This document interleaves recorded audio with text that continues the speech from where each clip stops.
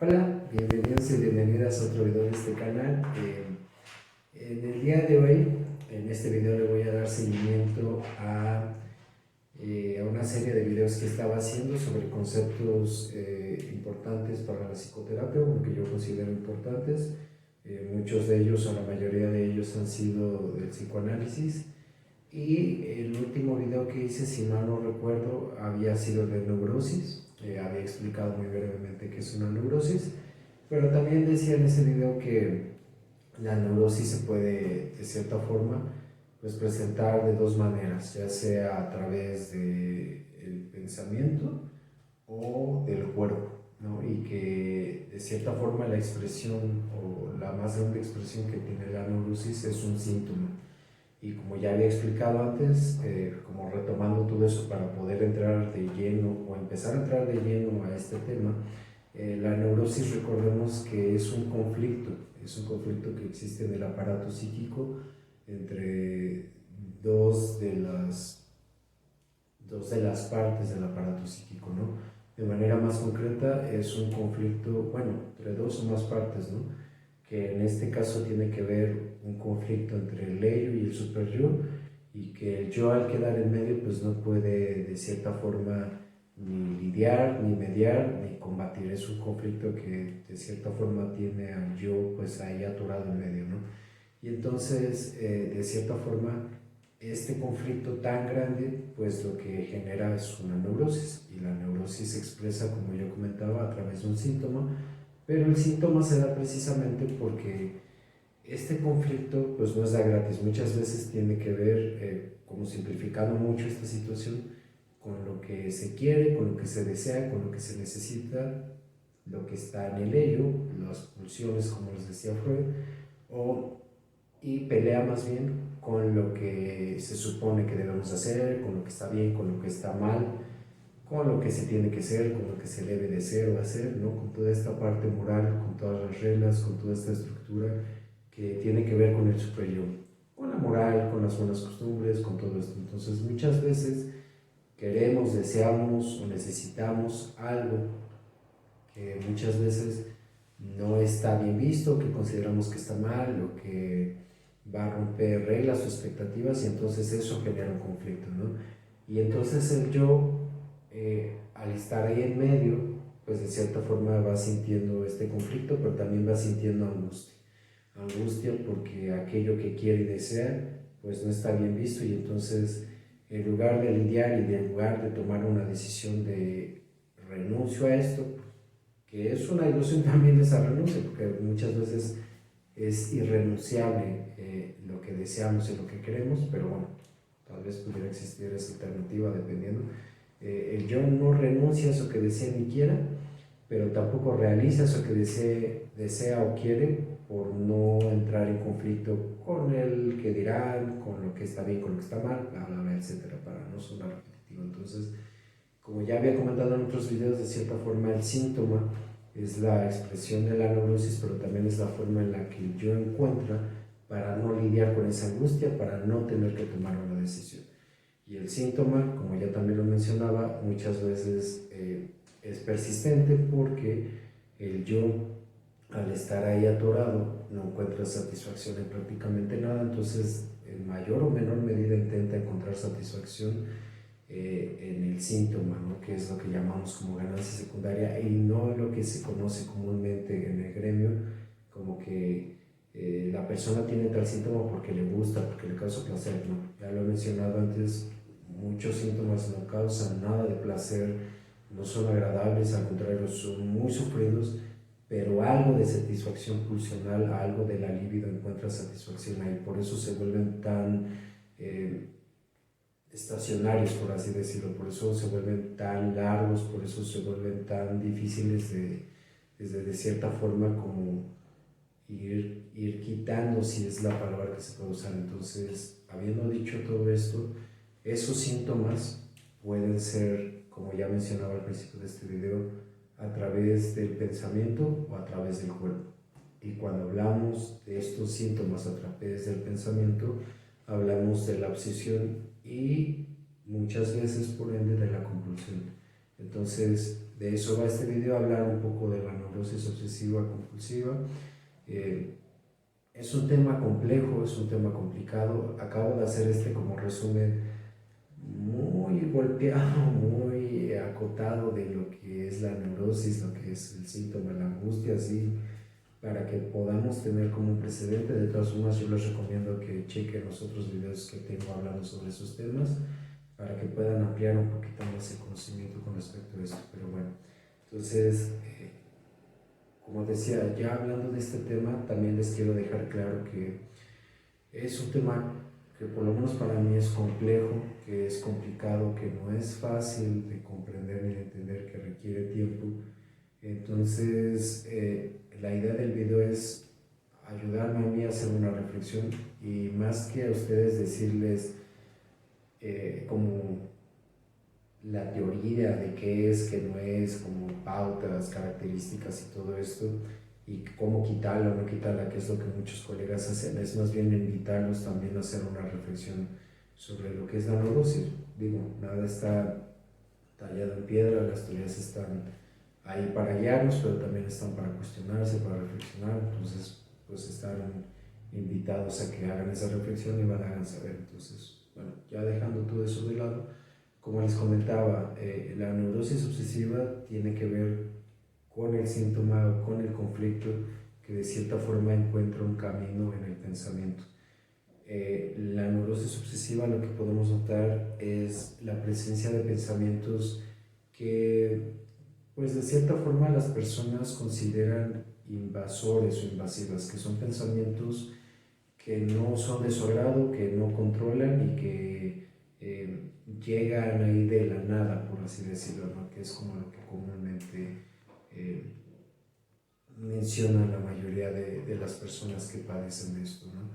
Estos pensamientos pueden ser como habré dejado apagada la estufa, cerré la llave del gas, le apagué los frijoles, cerré la puerta, me lavé las manos o no, o sea, como cositas así, cosas que pueden ser muy sencillas, hasta el grado de, y si le digo o no le digo, me atrevo o no me atrevo a hacer esto, renuncio o no renuncio a mi trabajo, dejo o no dejo a mi pareja. Bueno, eso como que de manera más aterrizada, a ver que me escucho diciéndolo, tiene mucho que ver con la duda, que esa es otra de las características de la obsesión, que hay muchas dudas, ¿no? Pero retomando lo de los pensamientos invasores, son estas dudas en forma de pensamientos, pero también pueden ser reproches. Muchas veces estos pensamientos invasores tienen que ver con reproches de estilo, ¿y por qué hice esto? Mejor lo hubiera hecho así, ahora quedé como un tonto, ahora quedé como una tonta, de seguro van a decir que soy esto, soy de lo peor, soy una basura, bla, bla, bla. Creo que va quedando claro el punto, que los pensamientos invasores son esos pensamientos que llegan de la nada, aparentemente, que uno no tiene control, y que además consumen mucho tiempo y además consumen mucha energía de la persona que se encuentra en esta situación. No solamente son pensamientos, como decía, también pueden ser dudas, representaciones en general, que cuando hablo de representaciones también me refiero a fantasías o imaginaciones, imágenes, entonces todo eso entra ahí. Y muchas veces estas representaciones tienen como este aspecto de sentirse como si fueran absurdos hasta cierto punto, y van de la mano de impulsos que también las personas consideran como extraños o peculiares, ¿no? Y que también se pueden considerar de manera infantil. Como les decía, a lo mejor la persona piensa en que si se lavó o no lavó las manos, y entonces regresa al baño y se las lava, y entonces se pregunta, ¿pero me las había lavado bien? Y entonces se las vuelve a lavar, y dice, no, pero creo que tengo una pequeña mancha, y entonces las vuelve a lavar, y entonces es constante, ¿no? El pensamiento, la representación está ahí de manera constante, nos parece absurda, nos parece extraña, pero ocurre, ¿no? Y eso lleva obviamente a la acción, que es lavarse las manos de manera constante. Sin embargo, aunque todo esto, digo, parece absurdo, parece a lo mejor extraño, y como yo decía, parece que es de la nada, entre comillas, en realidad todo esto, este pensar, este actuar, casi siempre encubre contenido que para la persona es de naturaleza espantosa, por así decirlo, de naturaleza espantosa, de naturaleza horrible, en el sentido de que por lo menos para esa persona aquello que se está escondiendo ahí le genera mucho temor, le genera mucho espanto, le genera angustia, y entonces gracias a todo esto no enfrenta la angustia, por ende no enfrenta todo eso que está ahí detrás. Entonces digamos que de cierta forma todo este como circo de pensar, de obsesionarse con una idea y luego hacerla y luego reprocharse, es la forma de evitar la angustia, ¿no? De manera muy concreta es una forma de evitar la angustia. Pero aquí lo interesante en la obsesión, que por lo que yo voy entendiendo es como la mayor eh, diferencia con la histeria, y si me equivoco corríjame por favor, es que la persona obsesiva sí tiene cierto grado de conciencia de cuál es ese contenido que le genera tanto miedo, ¿no?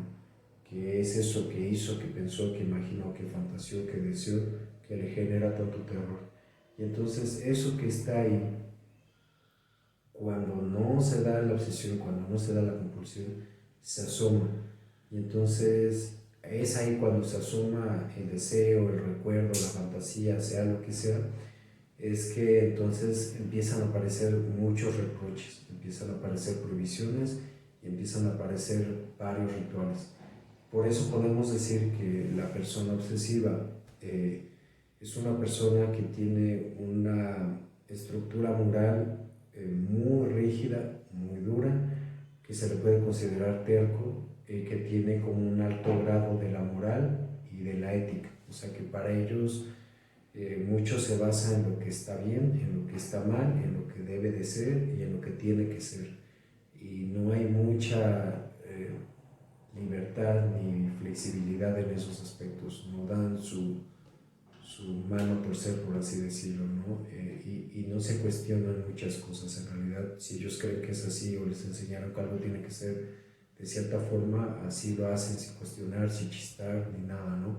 Aunque muchas veces no estén de acuerdo, aunque muchas veces hacerlo de esa forma les genere mucho sufrimiento o paguen costos muy altos, prefieren hacer eso a dejarlo ir y de cierta forma ponerse en la angustia, ¿no? Ponerse en la duda de la angustia, que es muy diferente de la duda neurótica, por lo menos yo así lo entiendo, en donde la deuda de la angustia, que ya comentaba yo en el video de la angustia nos cuestiona muchas veces qué soy yo o quién soy yo para las otras personas, qué soy yo y quién soy yo para mí, ¿no? Y entonces eso abre una puerta a muchas cosas, a la incertidumbre, a la desesperación, pero que tarde o temprano lleva a respuestas que a veces uno ni siquiera imaginaba, y eso abre otras formas de vivir. Pero bueno, eso es lo opuesto a la duda neurótica. También esa es otra de las características.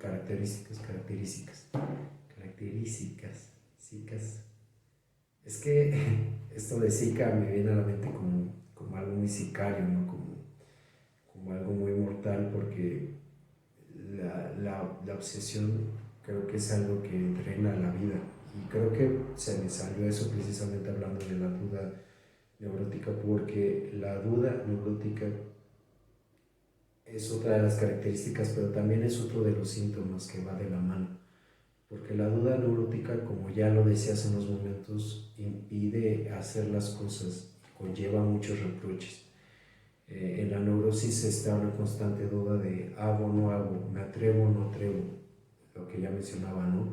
Dejo o no dejo a mi pareja, me le declaro o no me le declaro a fulanito o a fulanita, ¿no? Dejo o no dejo mi trabajo, emprendo o no emprendo, mando la fregada a tal persona, ¿no? O sea, como que constantemente hay una duda.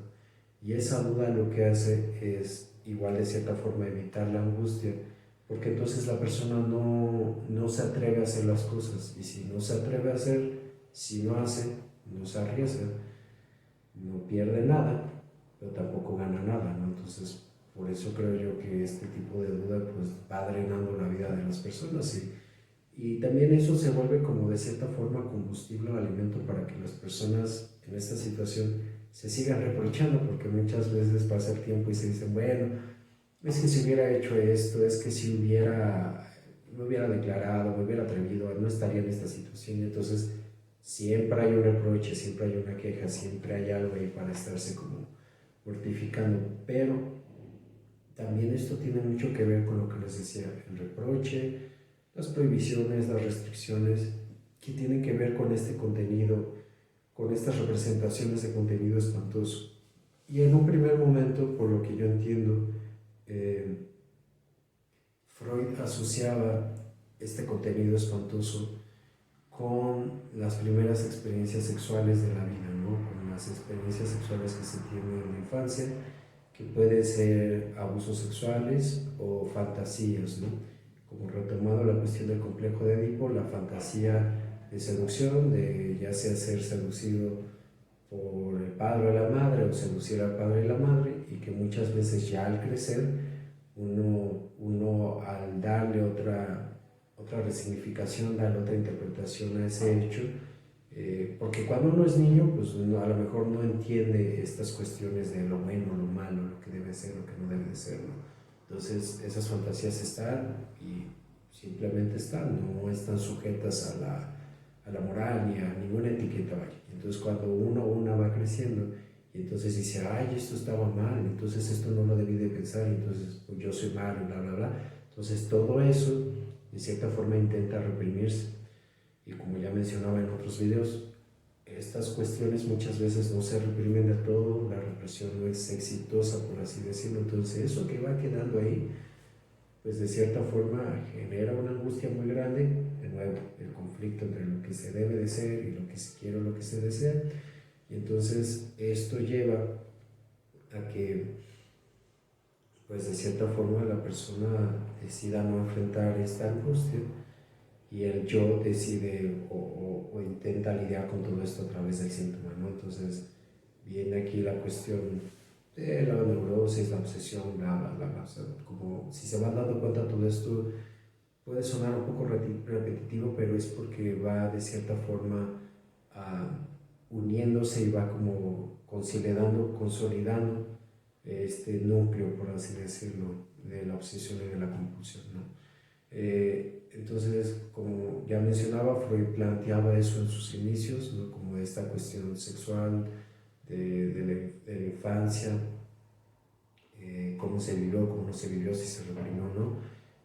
Pero por lo que tengo entendido, creo que eso después lo fue abandonando un poco, creo que no del todo, y se fue dando cuenta que en realidad hay algo más que se pone en juego en la neurosis, ¿no? En este contenido espantoso, en estas representaciones de contenido espantoso, que tiene que ver con la hostilidad, que tiene que ver con el amor y que tiene que ver con el odio.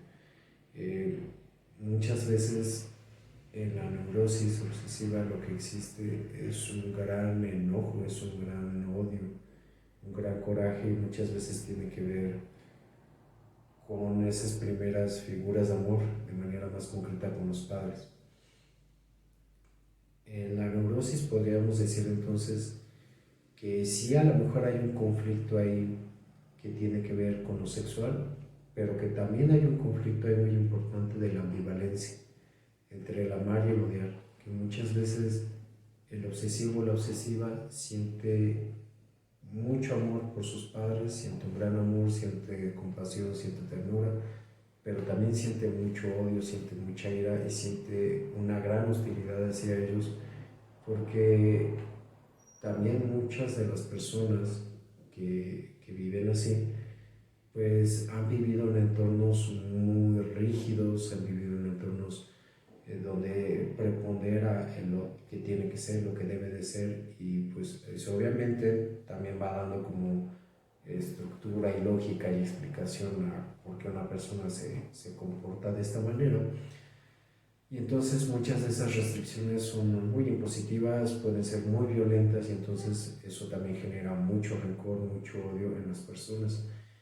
Pero precisamente por el amor, por las restricciones, por lo que se debe de ser, por lo que no se debe de ser, el odio está muchas veces prohibido, está muchas veces reprimido y está restringido. Es una de las grandes prohibiciones, junto con la hostilidad. Una cosa es ser hostil y otra cosa es odiar a alguien.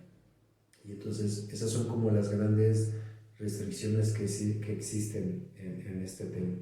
Y entonces aquí la cuestión es que al parecer el neurótico trata de reprimir de la manera más apasionadamente, por así decirlo, toda esa hostilidad, todo ese odio, y trata de cierta forma enmascararlo eh, con todo este comportamiento ético, bondadoso, de la moral. Como decía Freud, de cierta forma la obsesión conlleva una formación reactiva. La formación reactiva es un mecanismo de defensa en donde aquello que se siente precisamente por no ser bien visto, por no ser aceptado, por no ser aprobado, eh, toma la dirección contraria, por así decirlo, y entonces se expresa desde el otro lugar.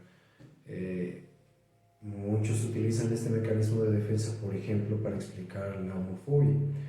En esta cuestión o en esta explicación se dice que la persona homofóbica es homofóbica porque en realidad es una persona homosexual que tiene miedo o que tiene prohibido ser así, y entonces en lugar de expresar eso a través de buscar una pareja, vivirlo de manera libre hasta donde se puede, entonces lo expresa con odio, lo expresa desde el otro lugar, ¿no?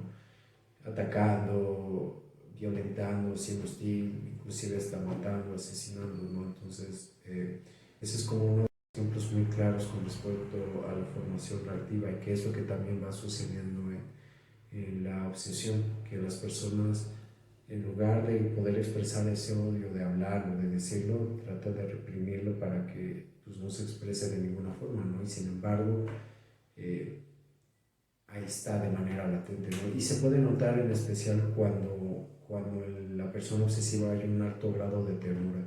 La ternura es, por así decirlo, el opuesto de la violencia, de la hostilidad. Entonces, entre mayor ternura, pues de cierta forma podemos inferir que mayor es el grado de hostilidad que se encuentra, ¿no? Creo que, para poner ejemplos como muy concretos, en Belleza Americana, por ejemplo, el personaje, bueno, el padre del chico que se la pasa grabando las bolsas, y esto no sé si ustedes recuerdan que era muy homofóbico y que era militar y era muy rígido, muy duro, y al final resulta que le da un beso al protagonista, ¿no? Como pues destapándose, ¿no? Como diciendo, pues en realidad sí soy gay, ¿no? Y eso, al ser rechazado, lo toma terriblemente y va y lo mata, ¿no? Por poner un ejemplo de la formación activa.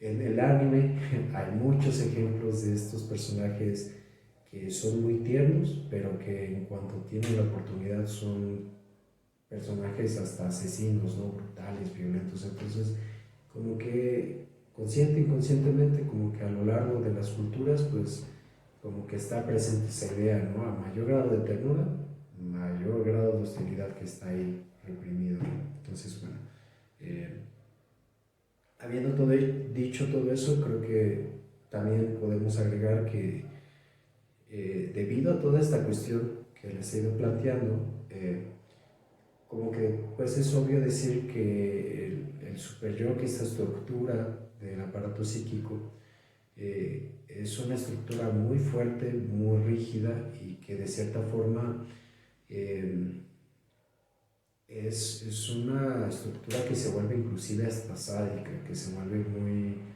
rigurosa pero sádica, o sea que le encanta de cierta forma castigar y reprimir tanto a la propia persona pero también a otras personas. Y por eso lo que les comentaba, no es muy difícil poder como eh, a lo mejor plantear siquiera otra opción a una persona obsesiva de cómo ven las cosas, de cómo podrían ser las cosas. Eh, pero también esta estructura y la rigidez de esta estructura es herencia de cómo la persona va enfrentando el complejo de Edipo y la castración, que eso ya también lo abordé en otros videos para que los busquen si es que ustedes quieren. Y bueno, muchas de estas obsesiones y compulsiones, pues de cierta forma como enmascaran contenido que puede ser pues bastante angustiante o espantoso para cada persona. Hablando de esta formación reactiva, pues de cierta forma estas obsesiones se mueven desde ese lugar, o sea, se mueven como en ese opuesto. Por eso podríamos ir entendiendo que muchas de las obsesiones tienen que ver con la limpieza, con la rigidez.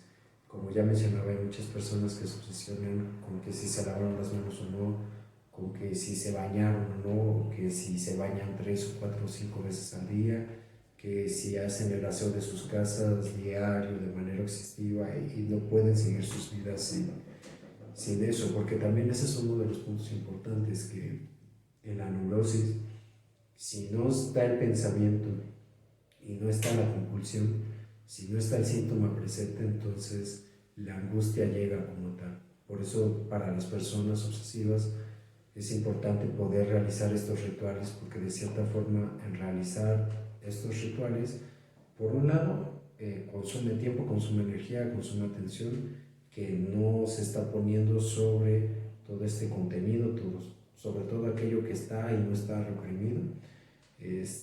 Segunda, porque hacer todos esos rituales, a los que sean, es al mismo tiempo como una forma de castigo, como una forma de penitencia para lidiar esas culpas con lo que se hizo, pensó, deseó, bla, bla, bla, etc. Y también es una forma, como de cierta forma, de poder